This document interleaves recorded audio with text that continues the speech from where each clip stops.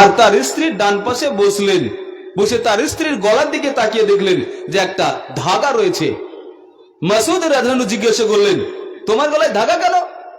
তখন তার স্ত্রী জয়নাব রাদিয়াল্লাহু আনহা বললেন যে আমার একটা ফোড়া হয়েছে, যন্ত্রণা হয়েছে, তাই একজন বুড়ি এটা ঝেড়ে দিয়েছে। তখন মাসউদ রাদিয়াল্লাহু আনহু বললেন, আব্দুল্লাহর বান্দা শিরক মুক্ত। এরপরে তিনি ধাগাটা কেটে ফেললেন এবং বললেন যে আল্লাহ রাসূল সাল্লাল্লাহু আলাইহি সাল্লাম বলেছেন ধাগা, জাদুটোনা, তাবিজ ঝোলানো এগুলো শিরক।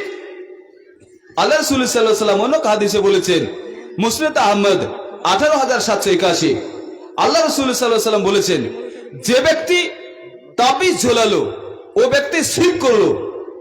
তার মানে হাদিস থেকে স্পষ্ট বোঝা যাচ্ছে যে রাসূলুল্লাহ সাল্লাল্লাহু আলাইহি সাল্লামের একজন সাহাবী তিনি বলছেন যে আল্লাহ রাসূল সাল্লাল্লাহু আলাইহি সাল্লাম বলেছেন যে সবগুলো ঝোলানো শিরক, তাবিজ ঝোলানো, দাগা ঝোলানো, কার বাঁধা, কার ঝোলানো এগুলো শিরক। আর এই কারণে মাসউদ রাদিয়াল্লাহু আনহুর স্ত্রীর গলায় যে ধাগা ছিল সেটা মাসউদ রাদিয়াল্লাহু আনহু কেটে ফেললেন।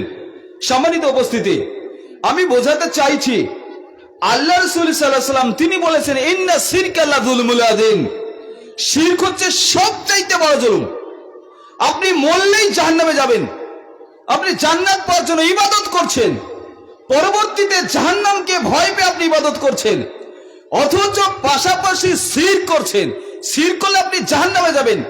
আপনার এক্ষুনি উচিত আপনার গলায়, হাতে, পায়ে যেখানেই কার বাধা থাকুক না কেন এখনই কেটে ফেলা।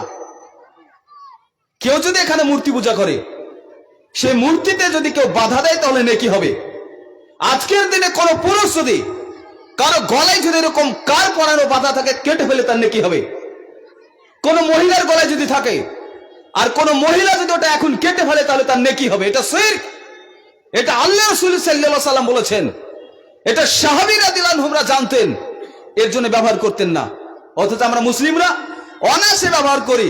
আমরা আসলে ভয় পাই না, জানি না যে আসলে জাহান্নাম কি জিনিস। জাহান্নাম সম্পর্কে যদি মানুষের ধারণা থাকতো তাহলে এই কাজগুলো কখনোই করতে পারতো না। আরো অনেক শিরক করে। অনেক সময় দেখা যায় এই যে শীতের সময় পোশাক নিয়ে মানুষ শিরক করে।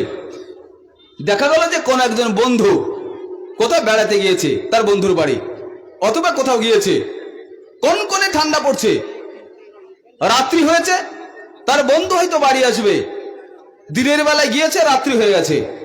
এখন সে বলছে যে আমি এত কনকনে ঠান্ডায় বাড়ি যাব কিভাবে, আমি তো শীতে মরে যাব। তখন তার বন্ধু বলছে যে আমার যে একটা সোয়েটার অথবা কোট অথবা শীত বস্ত্র রয়েছে এটা তুমি পরে যাও, আমি কোন একদিন গিয়ে নিয়ে আসবো। তারপরে সেই ব্যক্তি বাড়ি আসলো, সকালবেলায় ফোন করে বলছেন, হ্যালো, তুমি তোমার শীত বস্ত্রটা দিয়েছে বলে আমি বেঁচে গেছি। তুমি তোমার শীত বস্ত্রটা দিয়েছো বলে আমি বেঁচে আছি। এই কথা বলার জন্য সে শিরক করলো। আসলে কি ওই শীত বস্ত্র তাকে বাঁচিয়ে রেখেছে?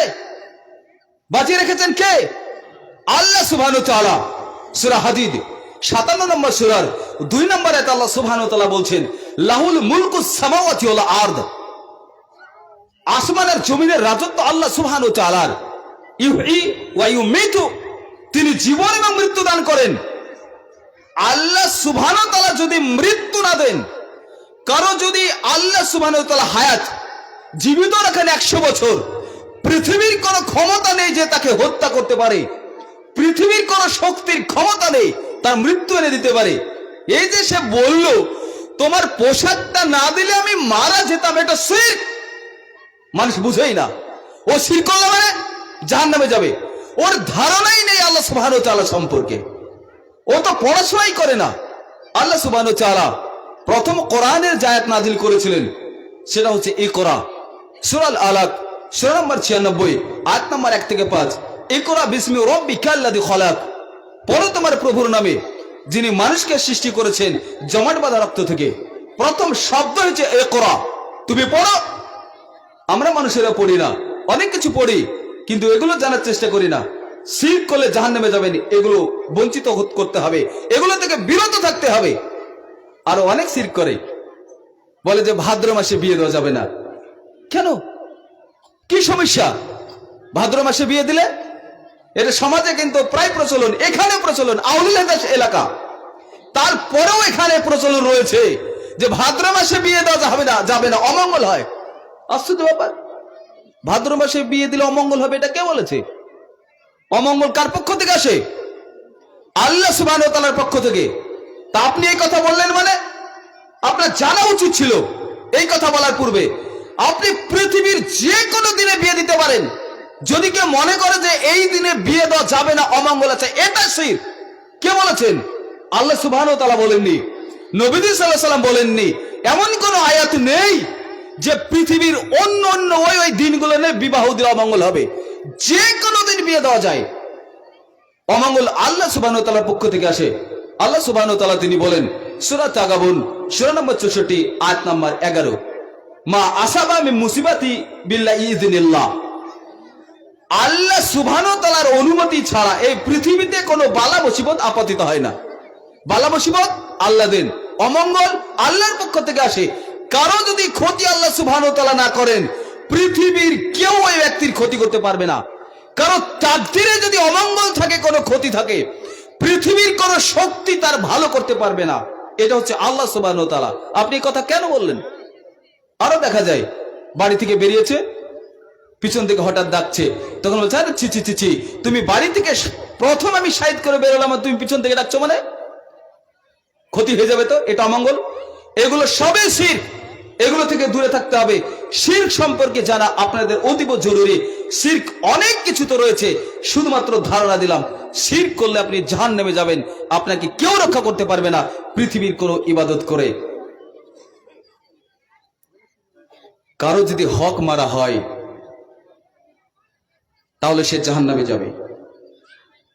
নামাজ পড়ুক, রোজা করুক, হজ করুক, যাকাত দে, দান খয়রাত করুক, যাই করুক না কেন, যদি কেউ কারো হক মেরেছে তাহলে সে জাহান্নামে যাবে। সূরা বাকারা সূরা নম্বর 2 আয়াত নম্বর 188 আল্লাহ সুবহানাহু ওয়া তাআলা বলছেন যে তোমরা অন্যের সম্পদকে অন্যায়ভাবে আত্মসাৎ করো না। কেউ যদি এতটুকু জমি অন্যায়ভাবে গ্রাস করে, অন্যায়ভাবে খায়, কিয়ামতের দিন সেই জমিটা 7 আসমান সমতুল্য করা হবে, তার গলায় ঝুলিয়ে দেওয়া হবে। এটা অহরহ প্রায় এলাকায় হক, প্রায় এলাকায় জমি বন্টন নিয়ে সমস্যা, প্রায় এলাকায় হক মারে। এটা একটা দুঃখজনক বিষয়। আমরা নিজেকে মুসলিম দাবি করি, আমরা কত কষ্ট করে সিয়াম পালন করি, কনকনে ঠান্ডায় ফজরের সময় হালতে হালতে গরম বিছানা রেখে মসজিদে আসে সালাত আদায় করতে। এত কষ্ট সব বৃথা যাবে কারণ সে হক মেরেছে। আমি দুঃখিত, এলাকায় থাকতে পারে আবার নাও থাকতে পারে, কিন্তু এই ভাইরাস প্রায় এলাকায়, আমার এলাকা তো অহরহ রয়েছে হক মারা। আল্লাহ রাসূল সাল্লাল্লাহু আলাইহি সাল্লাম তিনি বলেন, এই হাদিসটা রয়েছে তিরমিজির 2418, আবি হুরায়রা রাদিয়াল্লাহু আনহু তিনি বলছেন যে রাসূল সাল্লাল্লাহু আলাইহি সাল্লাম তিনি সাহাবীদের জিজ্ঞাসা করলেন যে তোমরা কি জানো কোন ব্যক্তি গরিব? তখন সাহাবী রাদিয়াল্লাহু আনহুমরা ভাবছে যে গরিব তো ওই ব্যক্তি যার টাকা পয়সা নেই, যার অর্থ নেই, যার সম্পদ নেই, ওই ব্যক্তি হচ্ছে গরিব। আল্লাহ রাসূল সাল্লাল্লাহু আলাইহি সাল্লাম বললেন না, গরিব তো ওই ব্যক্তি যে ব্যক্তি অঢেল নেকি নিয়ে কিয়ামতের দিন আল্লাহ সুবহানাহু ওয়া তাআলার কাছে উঠবে, সালাত আদায় করেছে, সিয়াম পালন করেছে, সমস্ত ইবাদত করেছে, আল্লাহ সুবহানাহু ওয়া তাআলার কাছে অঢেল নেকি নিয়ে উঠেছে। পাশাপাশি কিছু লোক তার কাছে গিয়েছে, বলছে আল্লাহ সুবহানাহু ওয়া তাআলা, এই লোক যখন পৃথিবীতে ছিল আমার সম্পদকে আত্মসাৎ করেছে, আমার পাওনা জমি দেয়নি, তার ক্ষমতা ছিল, ক্ষমতা বলে সেটাকে দখল করেছে, আমি এর বিচার চাই। আরেকজন এসে বলল আল্লাহ সুবহানাহু ওয়া তাআলা এই মস্তান ছিল, এর প্রচুর ক্ষমতা ছিল, অন্যায়ভাবে আমাকে মেরেছে, অন্যায়ভাবে গালিগালাজ করেছে, এর বিচার আমি চাই, আপনাকে বিচার দিতে হবে। এইভাবে একের পর এক কমপ্লেইন করেই যাবে। তখন আল্লাহ সুবহানাহু ওয়া তাআলা এই লোকের নেকি থেকে তাদেরকে নেকি দিতে থাকবে। একসময় নেকি সব শেষ হয়ে যাবে, কিন্তু পাওনাদার থাকবে। তখন আল্লাহ সুবহানাহু ওয়া তাআলা যে পাওনাদার গুলো পরিশেষে আসবে তাদের সমস্ত পাপগুলোকে এই ব্যক্তিকে দেওয়া হবে। পরিশেষে এই ব্যক্তি সমস্ত পাপ নিয়ে জাহান্নামে যাবে। আল্লাহ রাসূল বলছেন এই লোক হচ্ছে সবচেয়ে গরিব মানুষ। চিন্তা করুন, এই পৃথিবীতে আপনার কোটি টাকা রয়েছে, কিন্তু মৃত্যুর পর আপনি জাহান্নামে যাবেন। কিয়ামতের দিন আপনি সবচেয়ে গরিব। এই পৃথিবীতে যে দরিদ্র সীমার নিচে বসবাস করে, যে ছিঁড়া পোশাক পরে জীবনযাপন করে, যে এক বেলা খেতে পায় না এক বেলায় খায়, অথচ আল্লাহ সুবহানাহু ওয়া তাআলার সমস্ত ইবাদত করেছে, কিয়ামতের দিন ওই লোক যদি জান্নাতে যায়, ওই লোক হচ্ছে সবচেয়ে ধনী লোক। এই পৃথিবীটা ইনভ্যালিড, এই পৃথিবীর কোনো মূল্য নেই। এটা তো আল্লাহ সুবহানাহু ওয়া তাআলা আমাদেরকে পরীক্ষা করার জন্য পাঠিয়েছেন। আল্লাহ সুবহানাহু ওয়া তাআলা তিনি বলেন সূরা মুলক সূরা নম্বর 67 আয়াত নাম্বার 2, আল্লাযী খালাকাল মাউতা ওয়াল হায়াতা লিয়াবলুয়াকুম আইয়ুকুম আহসানু আমালা। আল্লাহ সুবহানাহু ওয়া তাআলা সৃষ্টি করেছেন death and life to test you, জীবন এবং মৃত্যু মানুষকে পরীক্ষা করার জন্য যে আমলের দিক থেকে কে উত্তম।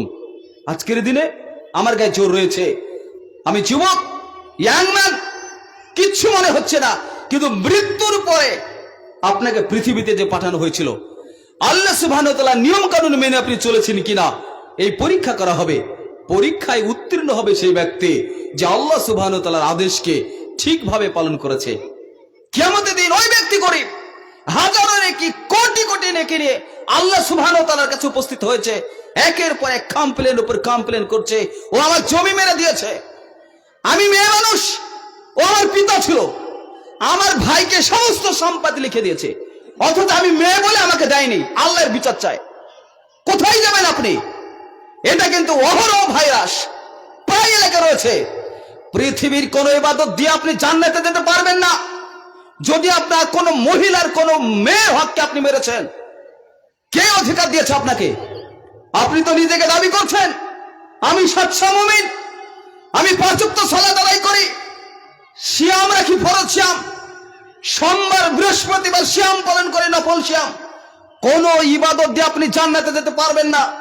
আপনি যদি আপনার মেয়ের হককে মেরেছেন, আপনার সন্তানকে সব লিখে দিয়েছেন, এরকম অঢেল বিষয় রয়েছে। এইরকম পাপ যদি কোনো ব্যক্তি করে থাকেন, কিয়ামতের দিন জান্নাতে যেতে পারবেন না। আপনি আজ আছেন, আগামীতে থাকবেন না। আপনি মরবেন, এটা 100%। 100 বছর পরেও হলে আপনি মরবেন, জীবিত সারা জীবন থাকবেন না। আল্লাহ সুবহানাহু ওয়া তাআলা তিনি বলেন সূরা আল ইমরান সূরা নম্বর 3 আয়াত নম্বর 185, কুল্লু নাফসিন যায়িকাতুল মাউত, যার জীবন রয়েছে সে মরবে। ওই ব্যক্তি সফল কাম, যে ব্যক্তিকে জাহান্নাম থেকে দূরে রাখা হবে আর যাকে জান্নাতে দেওয়া হবে, ওই ব্যক্তি সফল কাম হবে। সম্মানিত উপস্থিতি, আপনার জীবনে যদি পরিবর্তন না হয় কোরআন হাদিসের বাণী শুনে, পৃথিবীর আর অন্য কোনো ভাষা দিয়ে, পৃথিবীর আর অন্য কোনো বাণী দিয়ে আপনার জীবনের পরিবর্তন করা যায় না।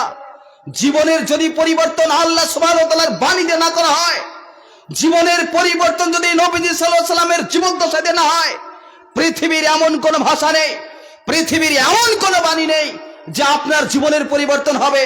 এটা দুর্দান্ত একটা কঠিন ভাইরাস, যে বাপেরা তার মেয়ের সম্পদকে আত্মসাৎ করে আর নিজের ছেলেদেরকে ভাবে এ বোধহয় কোটিপতি।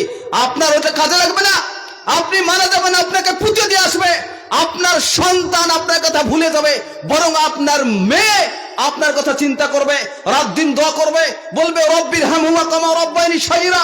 আল্লাহ সুবহানাহু ওয়া তাআলা আমার বাপ হক মেরেছে তো কি হয়েছে, আমার হক মেরে দিয়েছে তো কি হয়েছে, কিন্তু আমি তার জন্য দোয়া করি আমার বাপকে তুমি জান্নাতবাসী করো। আপনার ওই পুত্র করবে না, আপনার সন্তান আপনার জন্য ভুলে যাবে। আপনার মেয়ে যতটা ভালোবাসবে, আপনার মেয়ে যতটা কর্তব্য পালন করবে, আপনার সন্তান পালন করবে না। কিন্তু কিয়ামতের দিন আপনি যাবেন কোথায়?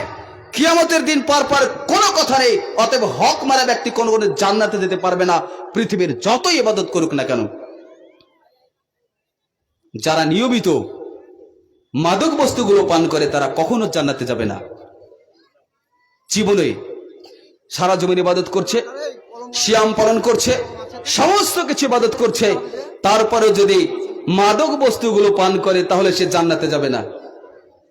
মানুষ এত ওয়াজ শুনছে, এত জানছে, এরপরে মাদক বস্তুগুলোকে মানুষ ত্যাগ করতে পারে না।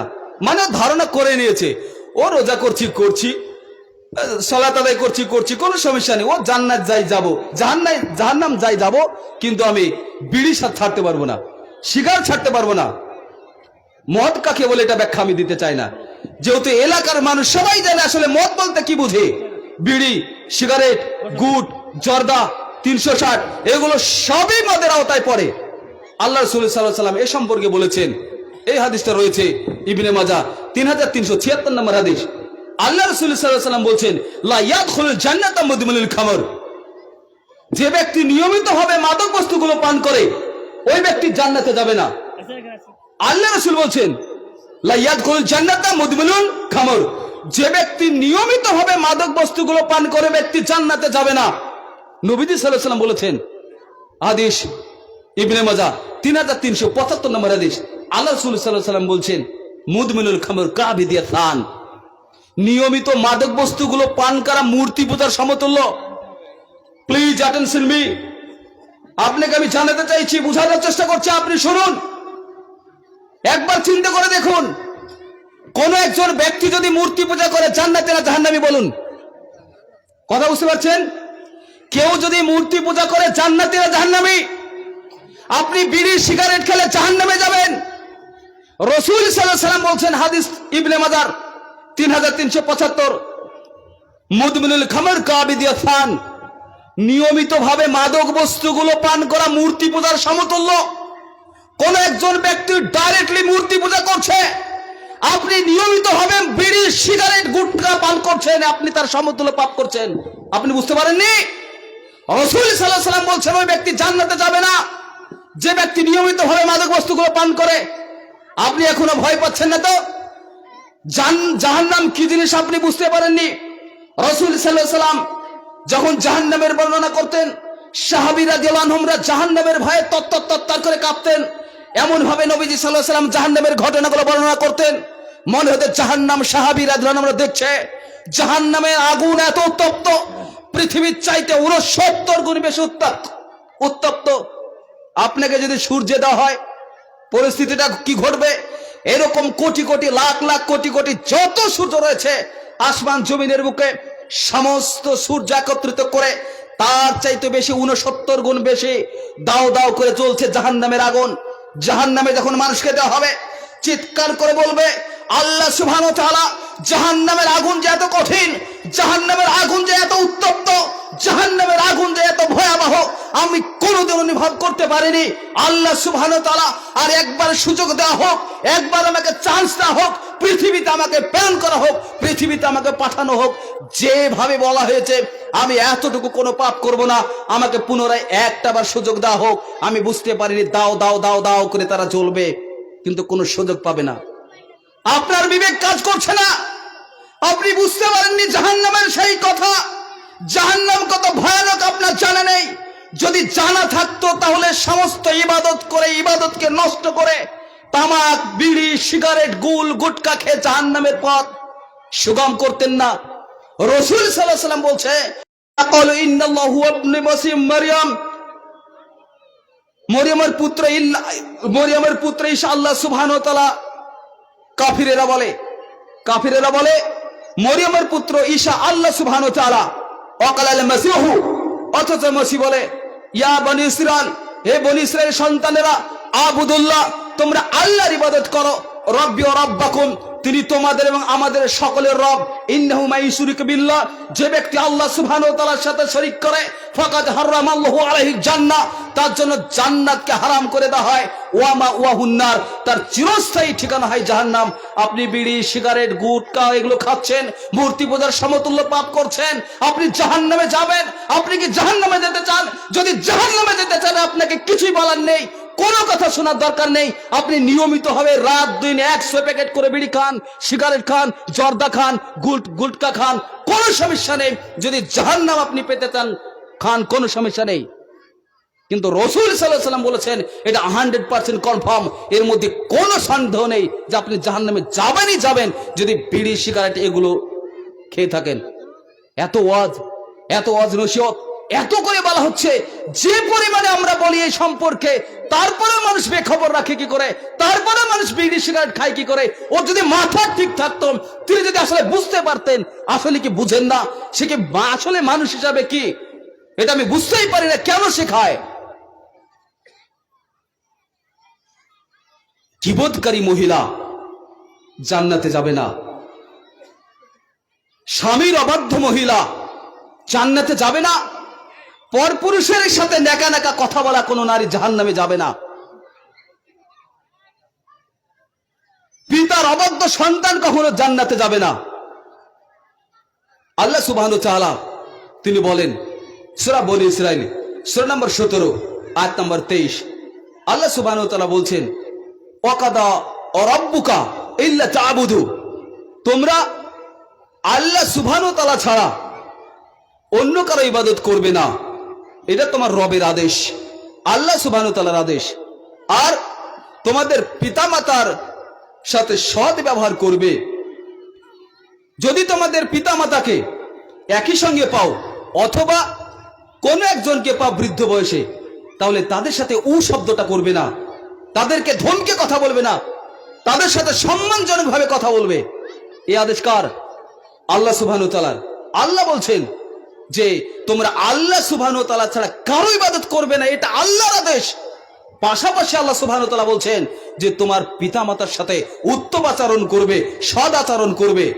তোমার পিতামাতাকে যদি একসঙ্গে পাও বৃদ্ধ অবস্থায় অথবা কোন একজনকে পাও, তাহলে উ শব্দটুকু করবে না, তাদের সঙ্গে কথা বলবে ভদ্রভাবে, সম্মান দিয়ে, ধমক দিয়ে কথা বলবে না, অপমানজনিত কথা বলবে না। এটা আল্লাহ সুবহানাহু ওয়া তাআলা তিনি বলছেন। আর নবীজি সাল্লাল্লাহু আলাইহি সাল্লাম তিনি বলেছেন, এই হাদিসটা রয়েছে 2202 নম্বর হাদিস, তাবারানী কাবির। একজন সাহাবী আল্লাহ রাসূল সাল্লাল্লাহু আলাইহি সাল্লামের কাছে আসলেন, এসে বললেন, আল্লাহ রাসূল, আমি জিহাদে যেতে চাই, এই কারণে আপনার কাছে পরামর্শ নিতে আসলাম। তখন আল্লাহ রাসূল সাল্লাল্লাহু আলাইহি সাল্লাম বললেন, তোমার পিতামাতা জীবিত আছে? তখন সেই ব্যক্তি বলল, আল্লাহ রাসূল, আমার পিতামাতা জীবিত আছে। নবীজি সাল্লাল্লাহু আলাইহি সাল্লাম তখন বললেন, যাও তোমার পিতামাতার কাছে ফিরে যাও, আর তোমার পিতামাতার সাথে উত্তম আচরণ করো, সৎ ব্যবহার করো, তোমার পিতামাতার পায়ের তলে রয়েছে জান্নাত। অতীব গুরুত্বপূর্ণ বিষয়। ইয়াংম্যান, যারা যুবক রয়েছে, যাদের পিতামাতা এখনো জীবিত রয়েছে, তোমাদের জান্নাত এখনো জীবিত রয়েছে। তোমার পিতামাতা বেঁচে থাকাকালীন তুমি যদি জান্নাত না নিতে পারো, তোমার মতো দুর্ভাগা পৃথিবীতে আর কেউ নেই। রাত দিন সারা জীবন ইবাদত করে, সারা জীবন কষ্ট করে ইবাদত করে, ওই সন্তান যদি তার পিতামাতার অবাধ্য হয়, ও কখনো জান্নাতে যাবে না। আল্লাহ রাসূল সাল্লাল্লাহু আলাইহি সাল্লাম ওই সাহাবীকে বললেন, যাও তোমার পিতামাতা জীবিত আছে, তোমার পিতামাতার সাথে উত্তম আচরণ করো, তোমার পিতামাতার পায়ের তলে তার জান্নাত রয়েছে। ওই ব্যক্তি ফিরে গেলেন। আদেশ ইবনে হিব্বান 409 নম্বর হাদিস। আল্লাহ রাসূল সাল্লাল্লাহু আলাইহি সাল্লাম মিম্বারে জুম্মাতে খুতবার দিনে মিম্বারে যখন প্রথম ধাপিতে উঠলেন তখন বললেন আমিন, দ্বিতীয় ধাপিতে যখন উঠলেন তখনও বললেন আমিন, তৃতীয় ধাপিতে যখন উঠলেন তখনও বললেন আমিন। এরপরে লোকেরা জিজ্ঞাসা করলো, আল্লাহ রাসূল, আপনি 3 বার আমিন কেন বললেন?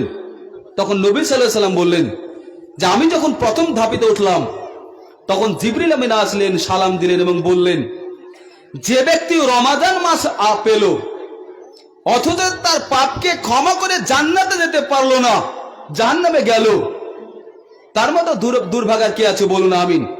তখন আমি আমিন বললাম।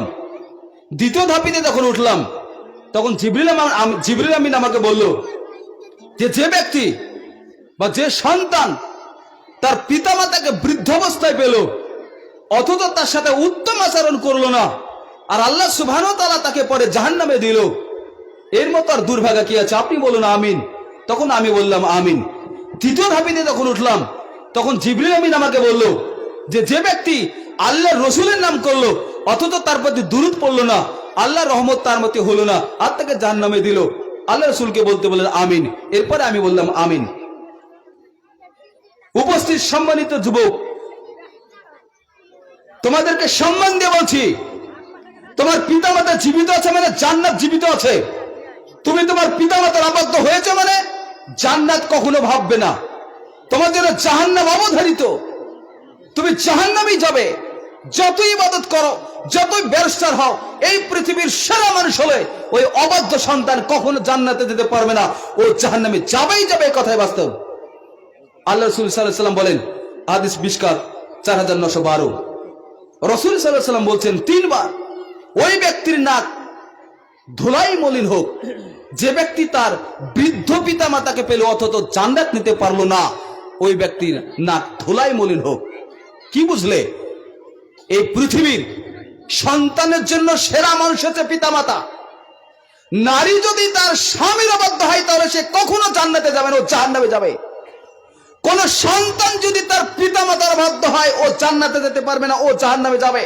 ও যতই ভালো মানুষ হোক, পৃথিবীর সবার কাছে যদি সেরা হয়, আর যদি কোরআন সুন্নাহ মোতাবেক কোন অর্ডার, কোন আদেশ যদি তার পিতামাতা করে, কোন পাপ কাজ করতে যদি বলে, সেই পাপ কাজটা থেকে অ্যাভয়েড করতে পারে, অমান্য করতে পারে, কিন্তু সমস্ত সঠিক কাজগুলো যেগুলো কোরআন সুন্নাহ অনুযায়ী আদেশ করেছে, এই রকম আদেশ যদি কোন সন্তান অমান্য করেছে, তাহলে ও কখনো জান্নাতে যেতে পারবে না, ও জাহান্নামে যাবে, এই কথাই বাস্তব। হাদিস ইবনে মাজাহ 2118 নম্বর হাদিস। আল্লাহ রাসূল সাল্লাল্লাহু আলাইহি ওয়াসাল্লাম বলছেন যে যদি কোন পিতা তার সন্তানের উপর রেগে যায়, তাহলে আল্লাহ সুবহানাহু ওয়া তাআলা তার প্রতি রেগে যায়।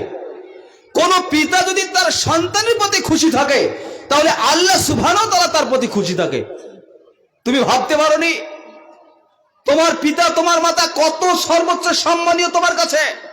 এই পৃথিবীর কেউ তোমার কাছে অতটা সম্মানীয় না, তোমার পিতামাতা যতটা সম্মানীয়। আজকের দিনে বৃদ্ধ পিতামাতা যেভাবে অসহায় হচ্ছে, আজকের দিনে বৃদ্ধ পিতামাতাকে যেভাবে লাথি দিয়ে গড়িয়ে দেয় একজন সন্তান, ও অযোগ্য, ওর মতন অযোগ্য সন্তান বেঁচে থাকার কোনো কারণই হতে পারে না। ও পৃথিবীর টিচার, ও স্কুলের শিক্ষক, কোন স্কুলের কলেজের প্রফেসর ও প্রিন্সিপাল, এরপরে সে তার বৃদ্ধ পিতাকে লাথি দিয়ে গড়িয়ে দেয়। ও তো মূর্খ, ওকে শিক্ষিত বলা যায় কি করে? ও কখনো জান্নাতে যেতে পারে না। ওই রকম মানুষ যে জাতির কোনো মঙ্গল হতে পারে না। ও শিক্ষাই নাই। প্রকৃত শিক্ষা হচ্ছে কোরআন হাদিসের শিক্ষা, প্রকৃত জ্ঞান হচ্ছে আল্লাহ সুবহানাহু ওয়া তাআলার দেওয়া জ্ঞান। এতটুকু যদি কোরআন সম্পর্কে তার ধারণা থাকতো, যদি কোন একদিন কোরআন হাদিস সম্পর্কে সে অধ্যয়ন করত, তাহলে কোরআনের আয়াতটা সে পড়তো, প্রকৃত অর্থে তখন সে যোগ্য একজন শিক্ষক হতো এবং তার বৃদ্ধ পিতামাতাকে সম্মান করত, ও জান্নাত পেত। কত পিতামাতার অবাধ্য সন্তান কখনো জান্নাতে যেতে পারে না। স্বামীর অবাধ্য নারী কখনো জান্নাতে যাবে না। হাদিস বুখারী 1029। আল্লাহ রাসূল সাল্লাল্লাহু আলাইহি ওয়াসাল্লাম মিরাজে গেলেন। মিরাজে যাওয়ার পরে মিরাজ থেকে ফিরে আসলেন। ফিরে এসে সাহাবীদের সামনে বলছেন যে আমি মিরাজে গেলাম, মিরাজে গিয়ে দেখলাম আমি জান্নাতও দেখলাম, জাহান্নামে দেখলাম। জান্নাতে গিয়ে দেখছি তার বেশিরভাগই গরিব মানুষ, আর জাহান্নামে গিয়ে দেখছি বেশিরভাগই নারী। অবাক করা ব্যাপার। নবীজি সাল্লাল্লাহু আলাইহি ওয়াসাল্লাম মিরাজ থেকে আসলেন, এসে সাহাবীদের সামনে বলছেন যে আমাকে জান্নাত এবং জাহান্নাম দেখানো হলো।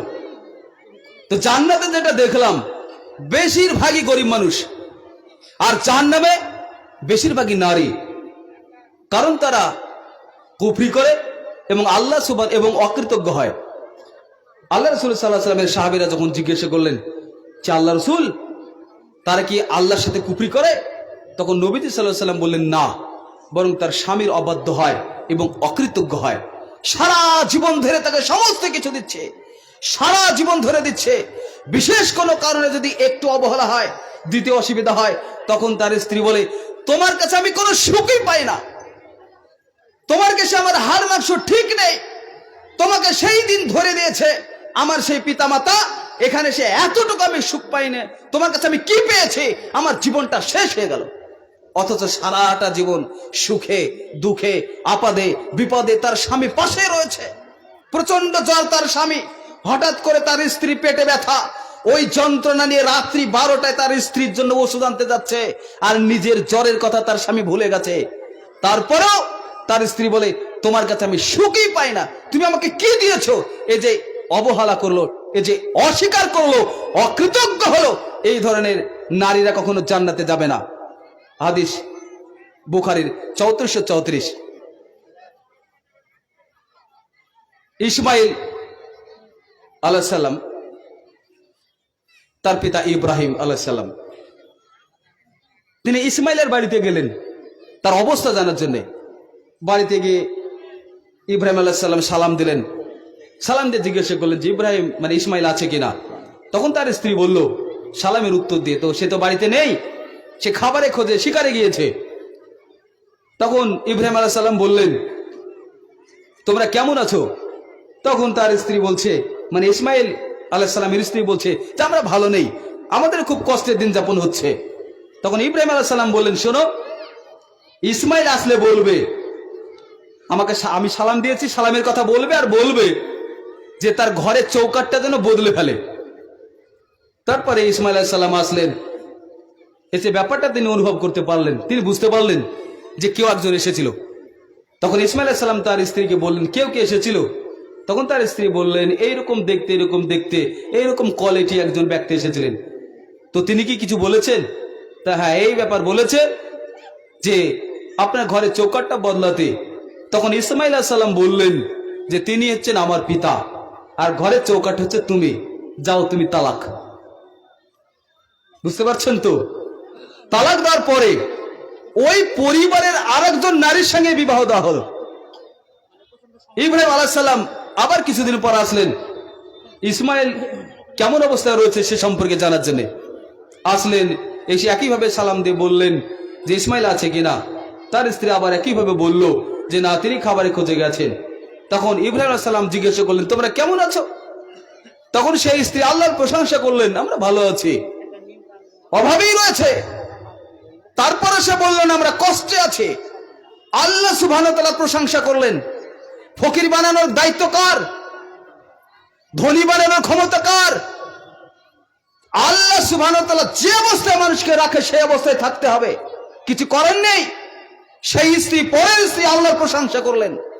তখন ইব্রাহিম আলাইহিস সালাম বললেন শোনো, ইসমাইল আসলে বলবে আমার সালামের কথা, আর বলবে যে ঘরের চৌকাঠটাকে খুব যত্ন করে যেন রাখে। ইসমাইল আলাইহিস সালাম আসলেন, একইভাবে জিজ্ঞাসা করলেন কেউ এসেছিল? সে বলল হ্যাঁ, এই কোয়ালিটির লোক এসেছিল। ইসমাইল আলাইহিস সালাম বলেন তিনি আমার পিতা, কিছু বলেছে কি? তো হ্যাঁ বলেছে, আপনার ঘরের চৌকাঠটা খুব সুন্দর করে যত্ন করে রাখতে। তখন ইসমাইল আলাইহিস সালাম বললেন আমার ঘরের চৌকাঠ হচ্ছে তুমি, তোমাকে যত্ন করে রাখতে বলেছে। আমি মা বোনদের বলছি, কি বুঝলেন? আপনি এই কথা কেন বললেন যে তোমার কাছে এসে আমি কোনো সুখ পাইনি? ও তো গরিব মানুষ, যতটুকু সামর্থ্য রয়েছে তার উপরে আপনাকে দেয়। এমনটি তো নয় যে সে সমস্ত কিছু একলাই খায়, এমনটি তো নয় যে সে নতুন নতুন পোশাক পরে আপনাকে দেয় না। আপনি এই কথা কেন বললেন? আল্লাহ সুবহানাহু ওয়া তাআলা গরিব বানায়, আল্লাহ সুবহানাহু ওয়া তাআলা কোটিপতি করেন, আল্লাহ সুবহানাহু ওয়া তাআলা। কোন নারী যদি তার স্বামীর এরকম দুর্বলতাকে, বাস্তবেই সে ভালো স্বামী, বাস্তবেই সেই মুমিন, আসলে সে গরিব দরিদ্র সীমার নিচে বসবাস করে, ঠিক মতো তাকে কিছু দিতে পারে না, এইরকম স্বামীকে যদি কোনো মহিলা বলে যে তোমার কাছে আমি কোনোদিন সুখ পাইনি, কিছুই পাইনি, তুমি আমাকে কি দিয়েছো, আমার স্বামী দেখতেও পায় না, একজন ভিখারির হাতে তুলে গেছে, ওই নারী কখনো জান্নাতে যেতে পারে না। এই নারী অকৃতজ্ঞ, এই নারী সমস্ত কিছুকে অস্বীকার করলো। একদিন একটি কারণে, একটা পৌরবে কোন একটা ঈদের দিন তার স্ত্রীকে কিছু কিনে দিতে পারেনি, এই কারণে সারা জীবনের যা কিছু দিয়েছে সমস্ত কিছুকে নারী অবহেলা করলো, অস্বীকার করলো। এই নারী জান্নাতে যাবে না, কখনোই যেতে পারে না। আল্লাহ রাসূল সাল্লাল্লাহু আলাইহি ওয়াসাল্লাম বলেন, হাদিস তিরমিজি 1160 নম্বর হাদিস, আল্লাহ রাসূল সাল্লাল্লাহু আলাইহি ওয়াসাল্লাম বলেন যদি কোনো স্বামী তার স্ত্রীকে ডাকে, যদি কোনো স্বামী তার স্ত্রীকে ডাকে আর সেই স্ত্রী যদি রান্নার কাজে ব্যস্ত থাকে, তাহলে রান্না ছেড়ে দিয়ে তার স্বামীর কথা শুনতে হবে। এই কথা কার? আল্লাহ রাসূল সাল্লাল্লাহু আলাইহি ওয়াসাল্লাম বলছেন।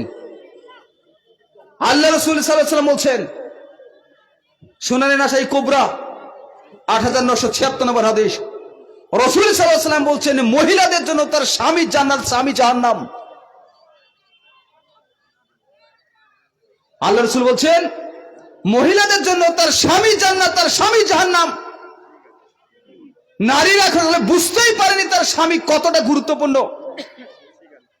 একজন সন্তানের কাছে তার পিতামাতা যেমন জান্নাত, একজন বিবাহিতা নারীর কাছে তার স্বামী হচ্ছে জান্নাত এবং জাহান্নাম। স্বামীর অবাধ্য হয়েছে মানে ও জাহান্নামে যাবে। পৃথিবীর কোন ইবাদত করে তাকে জান্নাতে নিয়ে যেতে পারবে না। স্বামীর যদি অবাধ্য হয়েছে, ওই নারী জান্নাতে কখনো যেতে পারবে না। আল্লাহ রাসূল সাল্লাল্লাহু আলাইহি ওয়াসাল্লাম বলছেন, মহিলারা তোমরা শোনো, তোমার স্বামী যদি তোমাকে ডাকে, তুমি যদি রান্নার কাজে ব্যস্ত থাকো, রান্নাকে ছেড়ে দিয়ে তোমার স্বামীর কথা শুনতে হবে। সমাজ আমাদের কি করে, গ্রামের মহিলারা দেখি অনেক সময় তার স্বামী প্রচন্ড গরমে, প্রচন্ড গরম, চৈত্র মাসের সময় সারা শরীর ঘেমে গেছে, মাঠে প্রচন্ড গরমে ছটপট ছটপট করছে, বাড়িতে ছুটে আসছে এক গ্লাস ঠান্ডা পানি খাবে, প্রচন্ড তৃষ্ণার্ত হয়ে আছে, মাঠে ঘেমে ঘেমে শরীর থেকে লবণযুক্ত জল বেরিয়ে গেছে, এত পিপাসায় পেয়েছে, মাঠে থেকে সে তার স্ত্রীকে বলছে, শোনো আমাকে এক গ্লাস ঠান্ডা পানি এনে দাও না, আমি খুব খিদে পেয়েছে। তখন তার স্ত্রী উত্তর কি দিচ্ছে দেখেন, তুমি কি দেখতে পাচ্ছ না আমার 14টা হাত রয়েছে, আমি রান্না করছি, ওই যে ঠান্ডা পানি টিউবওয়েল আছে, গিলতে পারো না? এই নারী জান্নাতে যাবে না, ওই নারী জাহান্নামী নারী, ওই নারী কখনো জান্নাতে যেতে পারে না। নারী ভাবে কি আসলে পৃথিবীতে সবচেয়ে ফিতনা হচ্ছে নারী জাতি। পৃথিবীর বড় বড় ব্যারিস্টার, পৃথিবীর বড় বড় নেতা, পৃথিবীর তাবড় নেতা, পৃথিবীর বড় বড় বিএসএফ নারীর কাছে এসে সব শেষ হয়ে যায়। নারী যখন একবার তোমার মুখ দেখে ঘৃণা লাগে, তুমি চলে যেতে পারো না, বাড়িতে কি করতে আসো, ও সব শেষ। অথচ চোরকে ঠেঙিয়ে যায়, ও যে কোনো মানুষকে গুলি করে, জীবন দেয় দেশের জন্য, অথচ তার স্ত্রীর কাছে ও কাবু হয়ে যায়। এ নারী এত ধিক্কার জিনিস, এ নারী এত ছোট, নারী আসলে ভাবেই না।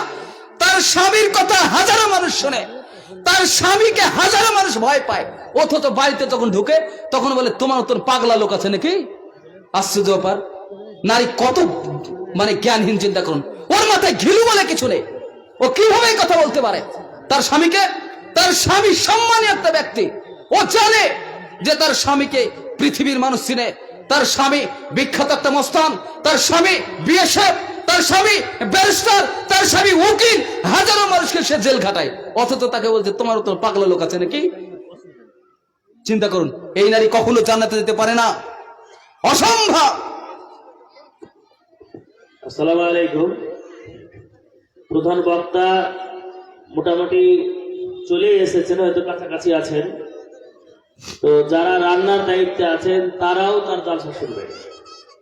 তো আপনাদের যাদের খাবার প্রয়োজন আছে আপনারা খেয়ে আসুন, মসজিদের দোতলায় খাবারের ব্যবস্থা আছে, আপনারা খেয়ে আসুন, তারা হয়তো এখানে আসবে, তাহলে আপনারা খাওয়া দাওয়ার কাজটা একটু সেরে নেবেন। আসসালামু আলাইকুম।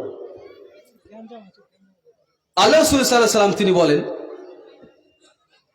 ওই নারী জান্নাতি নারী যে নারীর মুখ দেখলে তার স্বামী আনন্দ পায়, প্লিজেন্ট ফেস, যে মুখ দেখলে আনন্দ পাওয়া যায়। আল্লাহ রাসূল সাল্লাল্লাহু আলাইহি ওয়াসাল্লাম বলছেন, ওই নারী জান্নাতি নারী যে নারীর মুখ দেখলে তার স্বামী আনন্দ পায়, যে নারী বেশি বেশি সন্তান দান করে, যে নারী বারবার ভুল করে আর তার স্বামীর হাত ধরে বলে, শোনো তুমি আমাকে ক্ষমা করো, তুমি আমাকে মাফ করো, তুমি যদি আমাকে ক্ষমা না করো, তুমি যদি আমাকে মাফ না করো, আমি রাতে আজ ঘুমাবো না। আল্লাহ রাসূল সাল্লাল্লাহু আলাইহি ওয়াসাল্লাম বলছেন, নারীদের মধ্যে এখনো চেঁচামেচি, এরা কত জ্ঞানহীন, চিন্তা করে দেখুন, ওরা কথাটাও বোঝার চেষ্টা করে না। নারীরা এত অজ্ঞ কেন আমি বুঝতে পারি না। তাদের সম্পর্কে এত গুরুত্বপূর্ণ একটা আলোচনা হচ্ছে, অথচ তারা বোঝার চেষ্টা করে না। এদের বিবেক বুদ্ধি যে কবে আল্লাহ সুবহানাহু ওয়া তাআলা ভালো জানেন, তবে সব নারী না। মা আয়েশা রাদিয়াল্লাহু আনহা পণ্ডিত ব্যক্তি ছিলেন, জান্নাতি নারী ছিলেন। নবী সাল্লাল্লাহু আলাইহি ওয়াসাল্লামের সময় অনেক নারী ছিলেন জান্নাতি, আজকের দিনও আছে। আমি জানি না, বলতে পারবো না কোন নারী জান্নাতি, তবে জান্নাতি নারী, ভালো নারী আজকের দিনও আছে। আল্লাহ রাসূল সাল্লাল্লাহু আলাইহি ওয়াসাল্লাম বলছেন, ওই নারী জান্নাতি যে নারীর মুখ দেখলে তার স্বামী আনন্দ পায়, খুশি হয়, যে নারী বেশি বেশি সন্তান দান করে আর বারবার ভুল করে আর তার স্বামীর হাত দুখান ধরে বলে, শোনো তুমি আমাকে ক্ষমা করো, তুমি আমাকে মাফ করো, তুমি যদি আমাকে ক্ষমা না করো, তুমি যদি আমাকে মাফ না করো, তাহলে আমি ঘুমাবো না। আজকের স্বামীর কথা দেখুন, আজকের নারীদের কথা শুনুন। আল্লাহ রাসূল বলছেন, ওই নারী জান্নাতি তার একটা বৈশিষ্ট্য হচ্ছে যে নারীর মুখ দেখলে তার স্বামী আনন্দ পায়। আপনি আনন্দ পান তো? আপনি বাইরে থেকে আসছেন, আপনি ব্যবসায় বেরিয়েছেন, অথবা আপনি হকার, অথবা আপনি মাঠে গেছেন, মাঠ থেকে এসে মাঠে তো অথবা হকারি করে অথবা ব্যবসা করে প্রচন্ড কষ্টে আপনি বাড়ি আসছেন, আপনার মন একেবারেই খারাপ। আপনি বাড়িতে এসে যেই ঢুকছেন, ঢোকার পরে আপনি কিন্তু তরকারি আনতে ভুলে গেছেন। আপনাকে বলছে, হ্যাঁ গো, আমাদের বাড়িতে তো আজকে কোনো সবজি নেই, তো তুমি তরকারি বা সবজি বাজার করেছো? তখন আপনি বললেন, ও আমি তো জানতাম না, তুমি তো আমাকে বলোনি। তোমার হুঁশ থাকে না? সংসার করছো, তোমার মন কোন দিকে থাকে? দুদিন থেকে আজকে তরকারি রান্না করনি, তোমার হুঁশ নাই? আনন্দ পেলেন নাকি? আপনি বলবেন, আরে ছি ছি ছি ছি ছি, যা কষ্ট পাচ্ছিলাম এই মুখ না দেখার চাইতে জাহান্নামে যাওয়া অনেক ভালো। এই নারী জান্নাতে যাবে? এই নারী জান্নাতে নারী বৈশিষ্ট্য? এই নারী জান্নাতে নারী বৈশিষ্ট্য নয়। আজকের স্বামীরা তার স্ত্রীর মুখ দেখলে আরো কষ্ট পায়। সব সময় মুখটা 1 কুইন্টাল হয়ে থাকে। কেন থাকে আমি বুঝতে পারি না। পাড়ার ওই ছেলেটা যখন আসে, স্বামী বেরিয়ে যায়, 1 কুইন্টাল মুখ তখন আর 1 কুইন্টাল থাকে না, তখন 100 হয় না। এই শুনো, তোমার ভাই বেরিয়ে আছে, কি করছো? চল একটু বাজার থেকে ঘুরেছি। ও মায়েরি, হোয়াট এ বিউটিফুল ফেস। তখন কত সুন্দর আনন্দ, কি দারুণ কথাবার্তা। অথচ তার স্বামী, যাকে আল্লাহ সুবহানাহু ওয়া তাআলা খুশি করতে বলেছে, যার সামনে আল্লাহ সুবহানাহু ওয়া তাআলা রাসূল সাল্লাল্লাহু আলাইহি ওয়াসাল্লাম হাসতে বলেছে, যার সামনে মজা করার জন্য পারমিশন দিয়েছে, তাই সে আসলে 1 কুইন্টাল মুখ। আর পাশের যখন ওই রোমান্টিক ছেলেটা শাহরুখ খানের মতন চুল নিয়ে আসে, তখন ওর আর ওই রাগ ঝালা কিছু থাকে না। 2 দিন খায়নি, তারপরে এত সুন্দর হাসি দেয়, ছেলেরও প্রাণ ভরে যায়, মজাই লাগে। ও ভাবে যে ও দারুণ রোমান্টিক। জানো, তোমার ভাইটা যদি তোমার মতো হতো না, তাহলে আমার জীবনটা একটু সুখী হতো। তো বিয়ে করেছিল কেন? আগে দেখেনি, পরে সব কথাবার্তা। এই নারী জান্নাতে যাবে না। এটা 90% মহিলার বৈশিষ্ট্য। আমি আমার এক্সপিরিয়েন্সে বলছি, অভিজ্ঞতার উপরে। এরকম অনেক রিপোর্ট হয়। এই নারী জান্নাতে যেতে পারে না। আল্লাহ রাসূল সাল্লাল্লাহু আলাইহি ওয়াসাল্লাম বলছেন, কোন নারী যদি জানতো তার স্বামীর হক কতটা, তাহলে সারা শরীরে যদি কোনো স্বামীর ঘা হতো, জিভ দিয়ে যদি চেটে চেটে পরিষ্কার করে দিত, তবু তার হক আদায় করা হতো না। নারী বুঝে? ও নারী তো জানে না। রানী বলছে, রানী সেই মানে মহিলারা ভাবছে, চারি সর্বনাশ, এই যুগ আমার বয়সে যে রোমান্টিক যুগ, আমি এই জীবনে এই যৌবনটা কাজে লাগাই। আমার স্বামী নাই তো কে, কি হয়েছে, আরো পাড়ার শাহরুখ খান আছে, তাদের সঙ্গে আমি বিলিয়ে দিয়ে আমি জীবনটাকে রিল্যাক্সে চালিয়ে দিই। ও জাহান্নামে যাবে, জান্নাতে যেতে পারে না। অসম্ভব। পৃথিবীর যেনতন পক্ষেরা মহিলাকে তার স্বামীকে সুখে রাখতে হবে। আল্লাহ রাসূল সাল্লাল্লাহু আলাইহি ওয়াসাল্লাম বলেছেন, কোন মহিলা যদি তার স্বামীকে অখুশি রেখে মারা যায়, তাহলে ওই নারী জান্নাতে যাবে না, জাহান্নামে যাবে। আল্লাহ রাসূল সাল্লাল্লাহু আলাইহি ওয়াসাল্লাম বলেছেন, কোন মহিলা যদি তার স্বামীকে অখুশি রেখে মারা যায়, তাহলে ওই ব্যক্তি জাহান্নামে যাবে, ওই নারী জান্নাতে যাবে না, জাহান্নামে যাবে। নারী, আমি তোমাকে বলছি, তুমি এখনো তোমার স্বামীর গুরুত্ব বুঝতে পারোনি। তুমি ভাবছো তুমি মরবে না, পৃথিবী থেকে যাবে না। তুমি হয়তো ভাবছো সারা জীবন জীবিত থাকবে। এটা কখনোই নয়। একদিন না একদিন তুমি মৃত্যুবরণ করবে, আর মৃত্যুর পরে তুমি যাবে জাহান্নামে।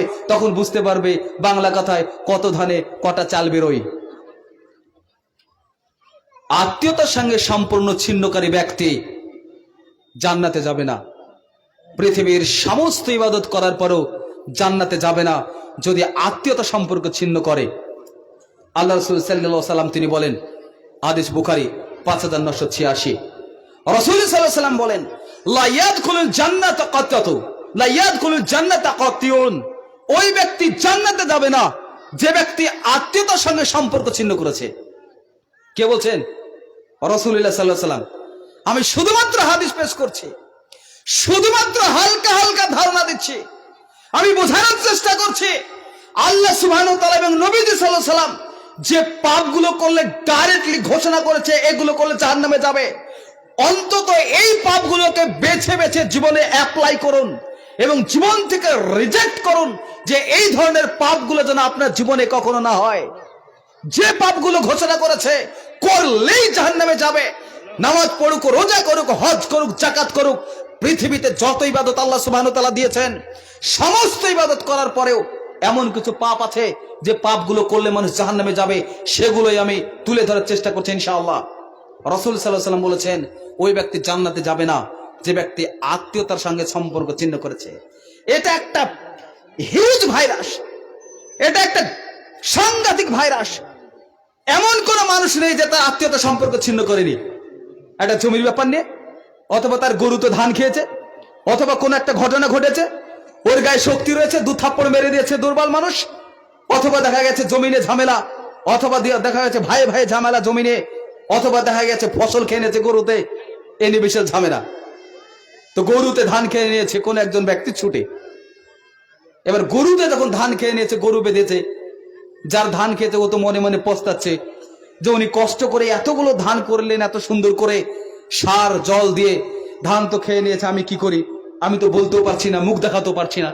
এবার সকালবেলায় গিয়ে দেখছে, যিনি ধানের মালিক গিয়ে দেখছে যে ধান খেয়ে নিয়েছে। আর তিনি বুঝতে পারছেন ইংলিশ, বাংলা, উর্দু যা আছে সমস্ত ভাষাতে শুরু করেছে।